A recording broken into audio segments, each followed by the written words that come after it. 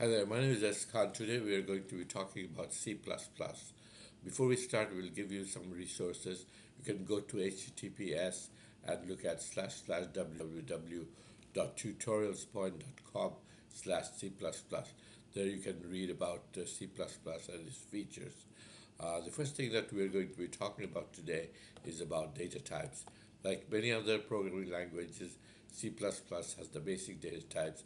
It has character, unsigned character, int, unsigned int, long, double, long, ulong. Now, character, for example, can represent alphabetic characters and small numbers from 0 to 256. Now, let's talk about integer. Integer can hold a little bit larger numbers, and double and long can hold even larger numbers. For decimal numbers, you can use double, and that's used for decimal numbers out there. Now, let's talk about signed characters. If you have a character and it's a signed character, then the most significant bit, or the leftmost bit, is for sign. If it's a 0, it's a positive. If it's a 1, it's a negative out there. So in a 1 byte character, you can have sign bits. It can go from 0 to 127, and in negative numbers, it can go from -1 to -127 out there. Now, for unsigned character, you can go from 0 to 2 to the 8, 2 to 256 character out there.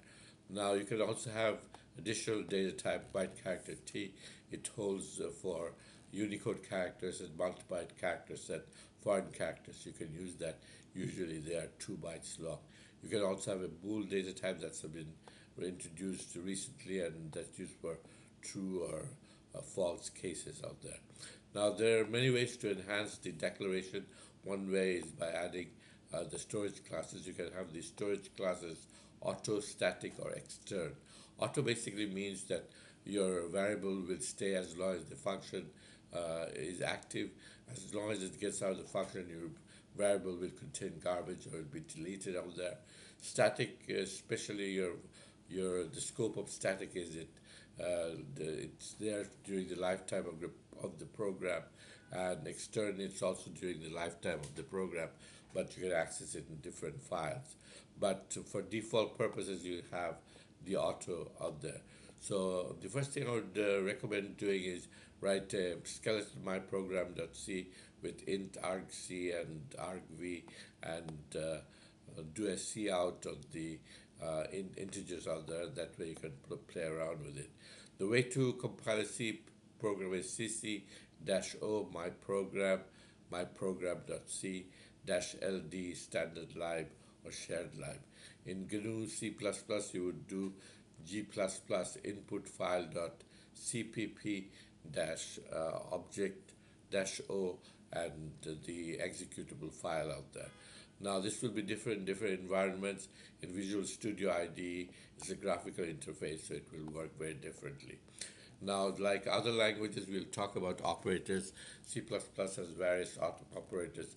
It has the arithmetic operator, for example, plus, minus, multiplication, slash, modulus, and increment, decrement operators out there.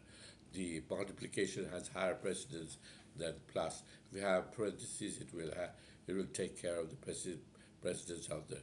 You can have the logical operators, or parallel, or and, or negation operator. You can have the relational less than, greater than operator.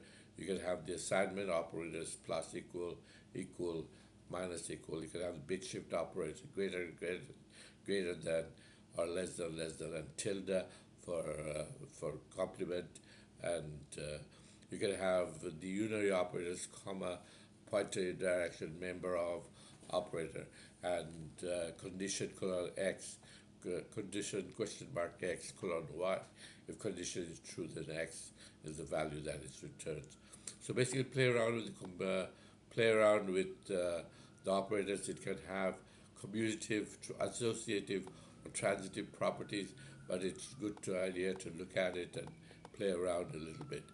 Now, The next thing that we are going to talk about, C++ can have qualifiers also. So your variable can be enhanced by adding a qualifier. A constant basically means the number is constant. A volatile can be there, meaning that the value of the variable can change without program execution flow. And mutable means it is a constant, but it can act like a variable also. Sometimes the value may change.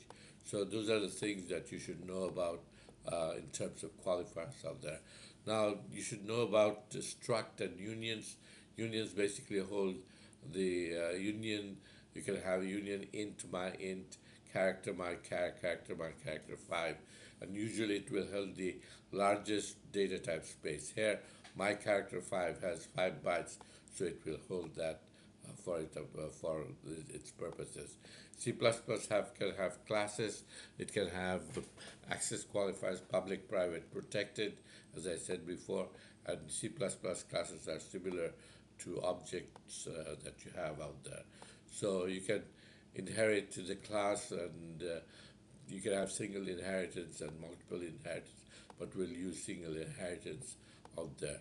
So you can have a either relationship or has a relationship. If a refrigerator is a machine, it's a either relationship. If it has a compressor, it will be has a compressor relationship out there. Now let's look at pointers. Pointers are useful in C++. They're very fast, efficient data access. It refers to memory location, and you can use the pointer direction point pint to get the value of there. So if you have a variable a equals 4 and the address of a is 1000, pointer int of and a would contain the 1000 of the memory address, and in direction pointer int would contain the value 4. So there you should worry about dangling pointers. You should not point to an element that is deleted or that will go out of scope in a local function. So you should make sure that you're passing pointer to something that is static or something that's not going to be deleted out there. So dangling pointers you should be worried about, and you should know about them. It's very, very important to know about. The next thing you should know about loops, there are various kind of loops. You have the for loop, while loop, and do while loop. Do while loop basically does all the statements and tests the condition at the last. The others are different. You can also have functions. There are three types of functions. You can have call by value, call by reference, call by pointers. Call by value does not change the value of the arguments, the other two does. You can also have templates. Templates add a generic class or function. You can provide any data type argument and it will add. So for example, you can have a generic template class add, and it could add any floating point number or any integer or any string based on the template of there. So look at the template functions that we have of the templates. So now it's important to know pointers and arrays. Array names are constant pointer and therefore cannot be incremented. Regular pointers can be incremented out there. So if you have constant character pointer names, Bappu, me too, names 3, and you can increment the names out there, it should not be a problem. But array names cannot be incremented because it is a constant pointer and it cannot change. So you can have double pointers also, which contains the address of the pointer itself, and you have the double indirection operator to access the value for it. So we looked at all of this. You can have pure virtual function, abstract interfaces. This basically declares or defines the interface and does not have the implementation out there. So basically, that's all we have for the syntax of C++ and the various facilities that it has. The other thing to note about C++ is that there could be compiler errors, and effective C++ defines many conditions.